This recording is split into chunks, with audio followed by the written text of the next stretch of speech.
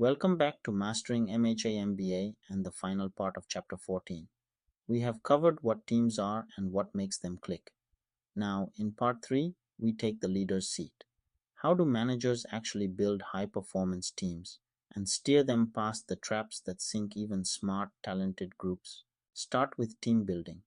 It is not a one time retreat or a trust fall, it is a continuous cycle. Gather data on how the team is really working, analyze it together, plan improvements, and act, then do it again.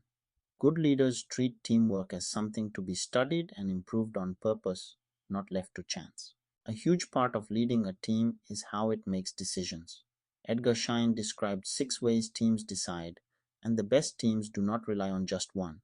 They match the method to the problem. Let us walk the spectrum from the weakest to the strongest.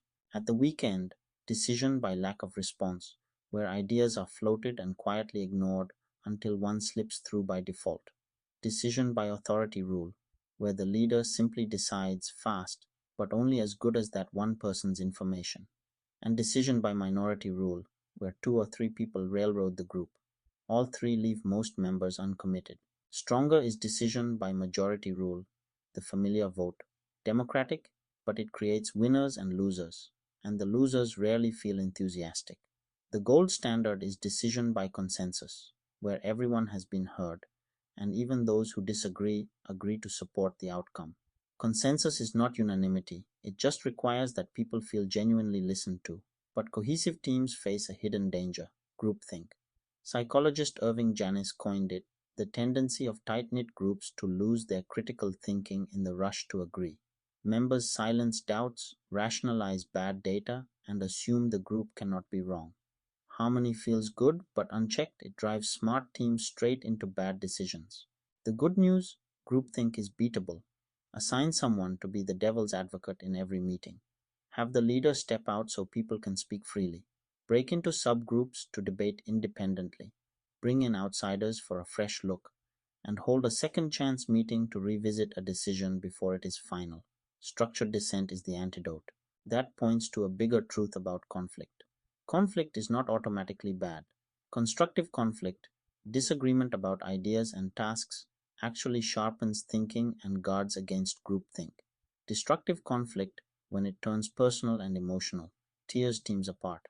The leader's job is not to eliminate conflict, but to keep it about the work, not the people. Here is where this gets very current. In 2025, research is clear that the best defense against groupthink is cognitive diversity, teams whose members genuinely think differently. Studies, including from Harvard Business Review, find cognitively diverse teams solve problems faster and make better decisions, precisely because they surface disagreement early. The catch: it only works when people feel safe to challenge each other. Let us recap Part 3. High performance teams are built through a continuous team building cycle. They match their decision method to the problem, aiming for consensus. They actively fight groupthink with devil's advocates and second chance meetings. And they treat constructive conflict and cognitive diversity as fuel for better decisions, not threats to harmony. This builds on our chapter notes from Schermerhorn and Bachrach's Exploring Management, 7th edition, on creating and leading high-performance teams, updated with 2025 research on cognitive diversity and decision-making. That completes Chapter 14 on teams and teamwork. You now understand why teams win or lose, the building blocks that make them click, and how to lead one that truly delivers. If this helped you, subscribe so you do not miss the next chapter, and we will see you there.